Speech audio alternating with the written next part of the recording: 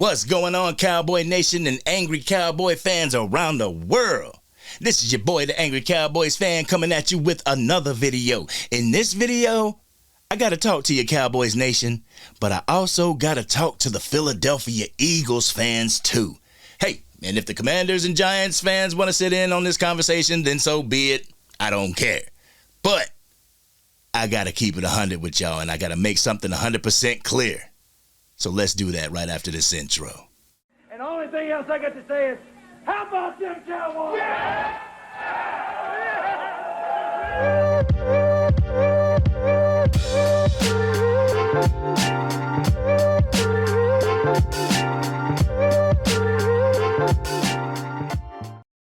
What's going on, Cowboy Nation? This is your boy, the Angry Cowboys Fan, here on YouTube, the place where you can catch my raw and uncut emotions about the Dallas Cowboys 24/7, 365. And as long as I'm alive, y'all know it's DC for life. And if you're DC for life, why don't you go ahead, press that big red subscribe button so you can go ahead and join the journey that we are on. But anyway, I got to keep it 1,000 with you guys. And if you're wondering what that means, I got to keep it 1,000% real with you because 100% won't do. Sunday was a great game. Even with the refs' involvement throughout the game, it turned out to be a great game. But after the game, though, I go on social media to see these Philly fans telling Cowboy fans not to blame it on the refs, as if the Eagles defenders were not always holding or creating pass interferences during the game. Micah Parsons couldn't even get a clear shot because someone was holding him every single play. Even with the refs' involvement in that game, Dallas Cowboy fans, we can't blame it on them because we shot ourselves in the foot. There's no excuse for it. The refs don't dictate picking up pass rushes. The refs don't dictate getting the ball snapped before the play clock runs out. The refs don't dictate keeping your quarterback upright and out of harm's way. The refs don't dictate running routes past the sticks and not a yard before. Schoonmaker. Now, Philly fans are laughing and telling Cowboy fans, don't blame the refs. You can't blame the refs, but I can bet my bottom dollar, Cowboys Nation, if the Cowboys had won this game, if we had pulled it out and won the game, Eagles fans would be blaming the refs to high heaven. I mean, it's been proven. Let's rewind the clocks back, let's say about February 2023, during the last minutes of the Super Bowl. The controversial call between Bradbury and Juju Smith-Schuster. I mean, were y'all not crying then? After the Philadelphia loss, what do you think they did? They blamed the refs. They blamed the refs. Don't believe me? We go ahead and hit you with this as well. Oh, man.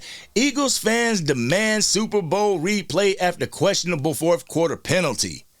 Bradbury admitted to it. He admitted to holding Juju Smith-Schuster, to tugging on him. That's what he said. That was the words that he said. But y'all cried and complained and burned your city down because you lost the Super Bowl off a controversial call. You blame the refs. I learned my lesson back in 2015 for the refs giving gifts. When the Lions were winning, y'all remember that? 2015, the Lions were winning. They were marching down the field. There was a crucial third down play that got called. Anthony Hitchens, pass interference. They called a pass interference because Matt Stafford threw it to Brandon Pettigrew, and Anthony Hitchens was right there, did not turn his head around, put his hands up. That is a textbook pass interference. But the flag was picked up in the Cowboys' favor.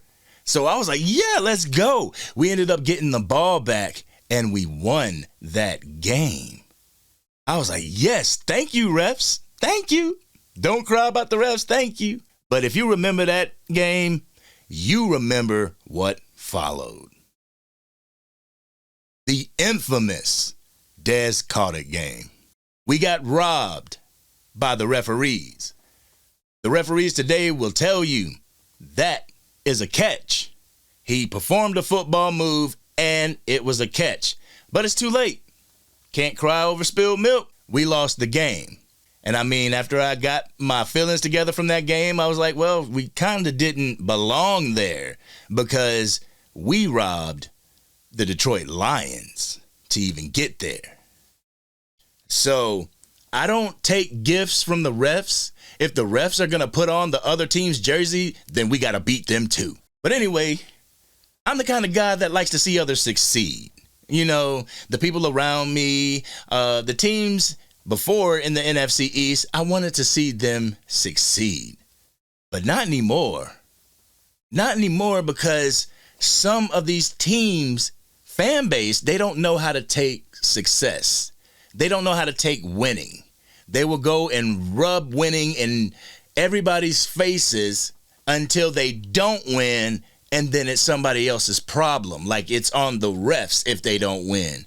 You know, I kind of understand Stephen A. Smith now when it comes to the nauseating Cowboys fans because I feel the exact same way about the Philadelphia Eagles. I don't dislike the organization because I think they got dogs on both sides of the ball. Man, they got dope receivers, a dope running back, a super dope quarterback, an impenetrable offensive line, a defensive line that can get to the quarterback. They got a dope team. But I want to see them fail because the Philadelphia Eagles fan base don't know how to take success. They let it go right to their head. So yes, I want you to make it to the NFC East Championship and lose. That way you can come down to earth a little bit. I want you to get to the Super Bowl and be right there to touch the Lombardi Trophy and lose. So it brings you back down to earth. I used to root for other NFC East teams. Like when the New York Giants went to the Super Bowl, I rooted for them. Shoot, when the Philadelphia Eagles went to the Super Bowl against Tom Brady and, did the Philly special, I rooted for Philly. I was like, go ahead, get your trophy. You don't have one.